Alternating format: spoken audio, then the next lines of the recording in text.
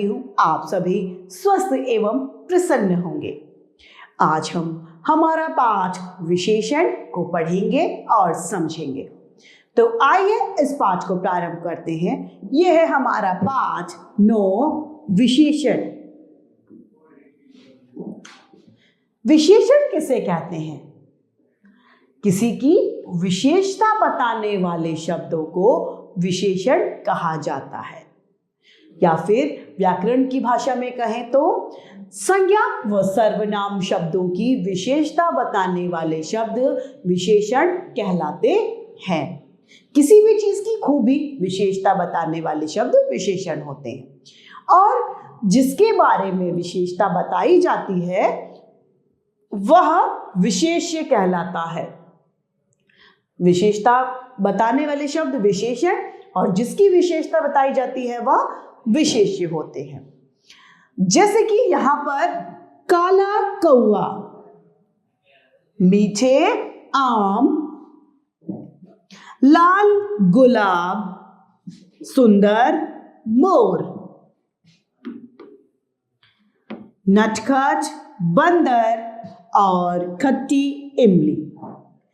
तो पहले चित्र में कौए का काला होना उसकी विशेषता बता रहा है, गुलाब का लाल होना उसका विशेषता है कि गुलाब लाल है, आम का मीठे होना उस आम की विशेषता है, मोर का सुंदर होना उस मोर की विशेषता है, बंदर का नटखट होना उसकी विशेषता है, तथा इमली का खट्टा होना उसकी विशेषता है।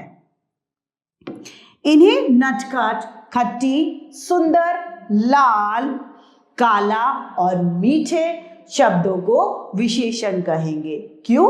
क्योंकि ये इन सभी की विशेषताओं को बता रहे हैं।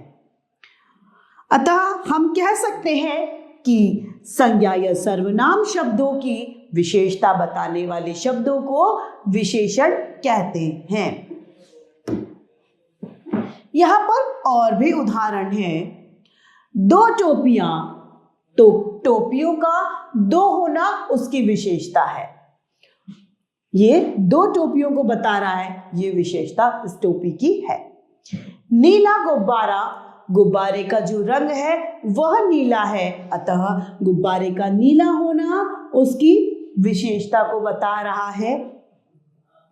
तेज घोड़ा, घोड़े का तेज होना घोड़े की विशेषता को बता रहा है, तथा ठंडी आइसक्रीम, आइसक्रीम का ठंडा होना उस आइसक्रीम की विशेषता है। अतः 2 नीला, तेज और ठंडी शब्द यहाँ पर विशेषण है, क्योंकि ये क्रमशः टोपी, गुब्बारा, घोड़ा और आइसक्रीम की विशेषताओं को बता रहा है। यानी विशेषता बताने वाले शब्द ही विशेषण कहलाते हैं। आइए इस पाठ की समाप्ति के बाद में से दोहराते हैं।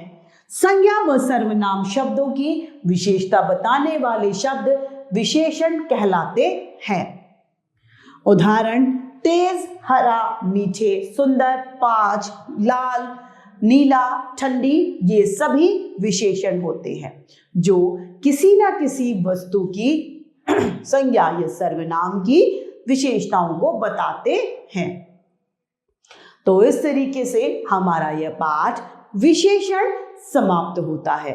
मैं आशा करती हूँ आप सभी लोगों को यह पाठ भली भांति रूप से समझ में आया होगा।